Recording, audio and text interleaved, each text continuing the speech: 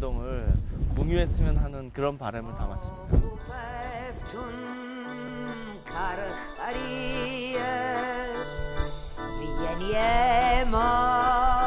아폴로 신의 탄생지로서 권력을 누렸고 헬레니즘 문화 속에서 번영을 누리며 찬란히 빛나던 델로스. 이제 2000년 세월을 뛰어넘어 고대 그리스 세계의 영화로웠던 역사를 밝혀주는 빛이 되고 있습니다.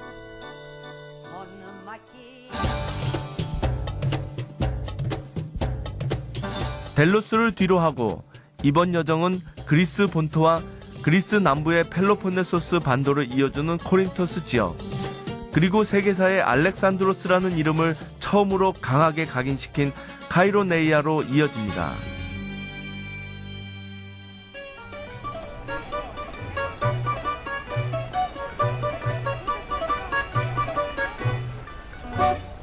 코린토스 지역의 6.3km의 코린토스 운하가 만들어진 건 1893년입니다.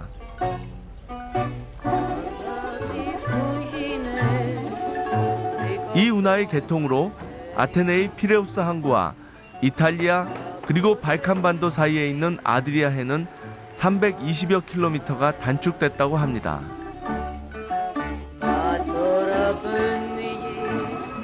바다를 정복했던 고대 그리스인들도 이곳의 운하를 뚫으려고 시도를 했었습니다. 기원전 6세기 초 코린토스 운하 주변의 고대 도시 코린토스의 참주 페리안드로스는 이곳에 운하를 팔 계획을 세웠지만 성공하지는 못했습니다. 북방 유목민에서 고대 그리스의 농부로, 그리고 지중해의 뱃사람으로 변신을 거듭했던 고대 그리스 사람들. 호메로스의 오디세이아에서 바다는 그들에게 무한한 호기심의 세계이자 투쟁의 장소였습니다. 하지만 민주주의를 완성한 기원전 5세기에 아테네 사람들에게 바다는 부의 원천이었습니다. 바다를 정복하고자 하는 그리스 사람들의 오랜 의지가 이 운하를 만든 것입니다. 이 코린토스 해협은 사실은 그 이탈리아에서 오는 배들이 저기 에게해로 빠지는 그 딱 중간 지점에 있거든요. 그래서 옛날부터 이 길이 워낙 좁았기 때문에 배들이 와서 이 펠로폰네소스 반도를 길게 돌기보다는 차라리 여기서 이고 지구에서 저쪽 반대 바다로 나갈 정도로 사실은 좁은, 그래서 여기에 운하만 뚫리면 정말로 많은 시간과 돈을 절약할 수 있는 그런 곳이었어요. 근데 결국은 이제 인간이 그걸 해낸 거죠. 여기 와서 보니까 정말 이 시간과 돈을 절약해서 좀 더 편리해지고 좀 더 빨라지고자 하는 어떤 인간의 열망, 욕망이 잘 익히는 것 같아서 굉장히 특별한 경험이었습니다.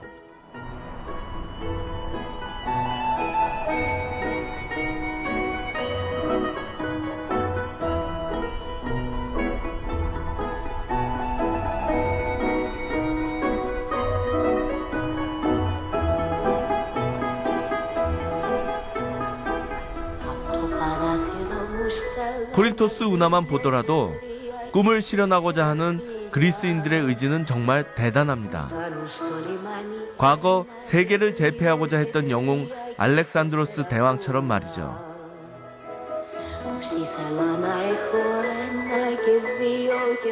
이곳은 카이로네이아 평원입니다.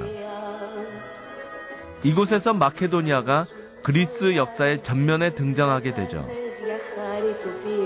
아테네 테베이 연합군과 마케도니아의 전투가 벌어졌던 이곳에서 마케도니아가 승리하면서 그리스의 역사뿐 아니라 세계사는 새로운 한 페이지를 장식하게 됩니다.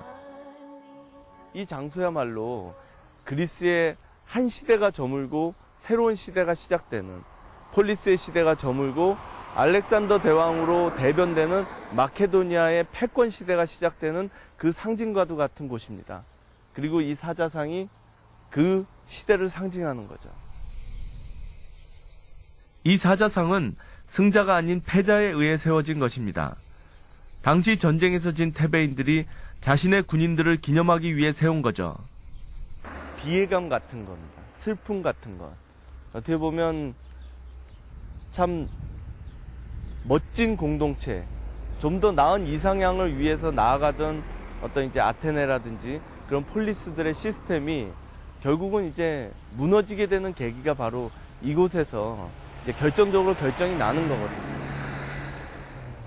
좀 더 잘할 수도 있었는데 왜 아테네인들은 100년 전 그들의 조상이 했던 그런 위대한 위협을 결국은 유지하지 못하고 이렇게 몰락해 가는 걸까? 그런 좀 슬픔을 느끼게 하는 그런 장소입니다.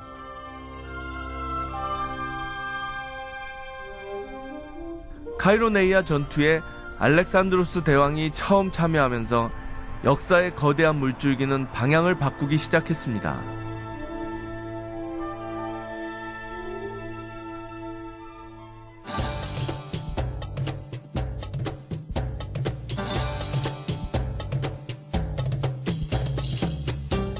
알렉산드로스 대왕의 자취를 찾아 떠나는 길.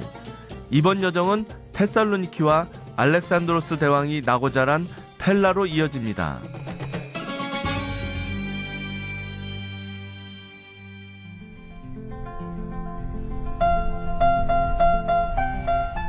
알렉산드로스 대왕이 죽고 나서 세워진 도시 테살로니키. 북부 그리스의 중심 도시이자 그리스 제2의 도시입니다. 테살로니키는 로마 시대에 지금의 중동 지방으로 향하는 거점 도시가 되면서 마케도니아 지방의 수도가 되었습니다.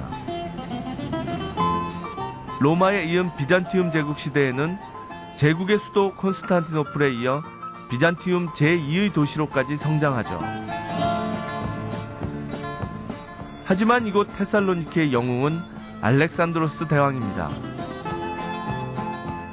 그의 스승이었던 아리스토텔레스는 알렉산드로스에게 이런 편지를 씁니다. 그리스인들은 아버지로서 대하고 비그리스인인 바르바로스는 주인으로서 대하라 라고 말이죠. 그 당시 그리스는 타민족보다 우월하다는 자부심이 팽배해 있었습니다. 어떻게 보면 알렉산드로스 대왕은 요즘 우리가 소위 말하는 세계화 그런 거의 시작이라고 할 수도 있는 분이죠. 그리스 사람들은 문화적으로 굉장히 자부심이 강했거든요. 알렉산드로스 대왕의 스승인 아리스토텔레스도 사실은 그리스인만이 문화인이고 나머지 사람들은 뭐 소위 말하는 야만인이다. 그런 식으로 세상을 가르고 있었는데 그 제자인 알렉산드로스는 사실은 아리스토텔레스를 뛰어넘는 페르시아에도 나름대로 문화가 있고 그들도 인간으로서 당연히 그리스인과 같은 반열에 서야 한다라는 사상을 가지고 있었죠.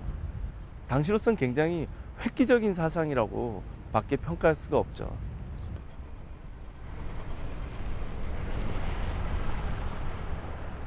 알렉산드로스는 그리스인들의 영혼 속에 숨겨져 있던 차별의식을 역사상 가장 담대한 혁명을 통해서 세계 시민주의라는 새로운 개념으로 창조해냈습니다. 제 뒤에 보이는 이 부조가 사실은 지금으로부터 한 2300년도 더 전에 알렉산드로스 대왕과 페르시아와의 전쟁을 그리고 있는 부조지만 사실은 오늘날 우리에게도 지도자란 우리에게 얼마나 중요한 존재인가를 잘 나타내주는 그런 부조입니다.